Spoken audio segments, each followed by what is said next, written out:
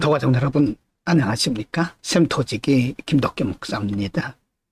오늘은 열왕기 하 6장 24절부터 7장 2절까지고요.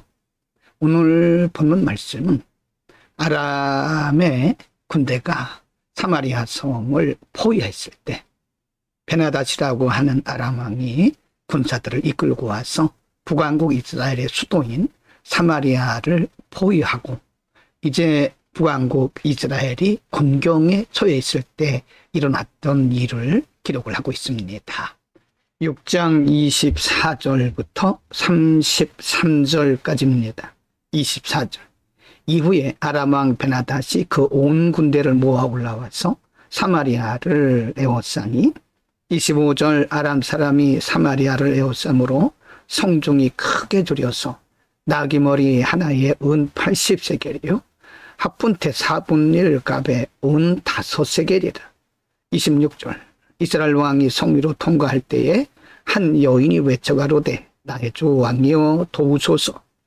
27절입니다. 왕이여 가로되 여호와께서 너를 돕지 아니하시면 내가 무엇으로 너를 도우랴? 타작마당으로 말미암아 하겠느냐? 포도주 털로 말미암아 하겠느냐?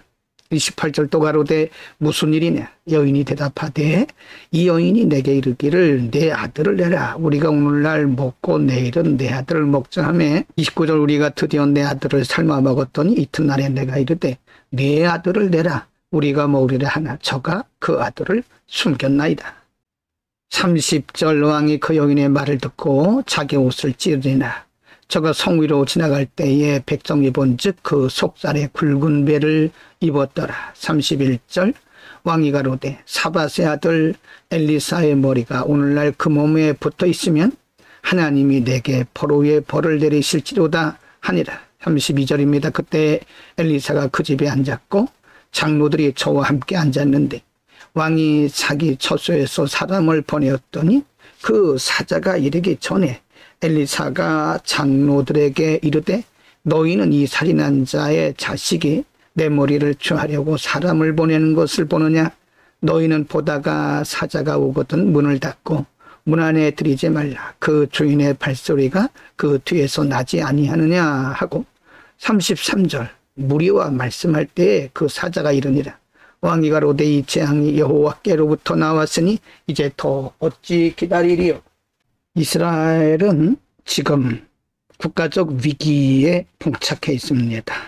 밖으로는 아람 왕 베나닷이 군사를 이끌고 와서 군사적 포위망에 들어있고 또 내부적으로는 먹을 것이 없어서 심지어는 사람을 삶아서 먹는 일까지 있게 됩니다.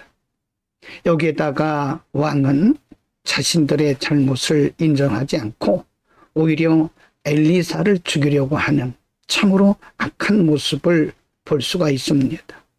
우리는 이런 삼중사중의 위기적 상황에 빠져 있는 이스라엘을 보면서 이들이 과연 하나님께 돌이키지 않았나 하는 생각을 하게 되죠. 7장 1절 2절입니다. 1절 엘리사가 가로되 여호와의 말씀을 들을지어다.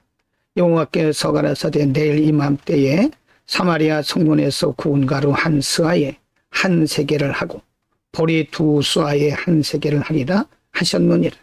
2절입니다. 그때 한 장관 곧 왕이 그 손에 의지하는 자가 하나님의 사람에게 대답하여 가로되 여호와께서 하늘에 창을 내신들 어찌 이런 일이 있으리요. 엘리사가 가로되 내가 내 눈으로 보리라. 그러나 그것을 먹지는 못하리라 하니라. 하나님은 엘리사를 통해서 2중 3중 3중 4중으로 국가적 위기에 있는 백성들에게 소망을 주고 있습니다.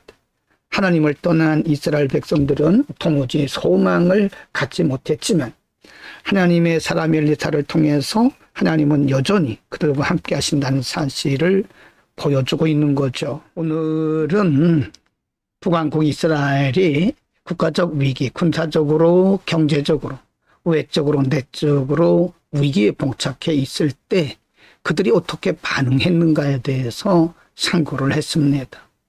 하나님께서 이런 국가적인 위기를 주신 것은 그들이 하나님 앞에 회개하고 돌아오기를 원하셨던 거죠.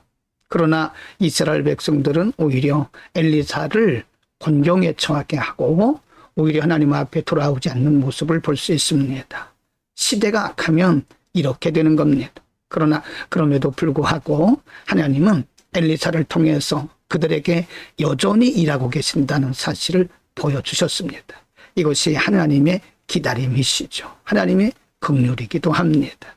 기도합니다. 거룩하신 아버지, 하나님께서 여전히 그들을 사랑하시고 그들 가운데 일하고 계심에도 불구하고 알지 못하고 불신앙과 무지에 빠졌던 이스라엘 백성들을 하나님께서 여러 가지로 권면하시고 가르치신 모습을 우리가 상고했습니다. 오늘 우리에게 하나님의 은혜를 깨닫고 믿음으로 살아가는 지혜와 믿음의 용기를 통하여 주옵소서. 예수 그리스도의 이름으로 기도드립니다. 아멘.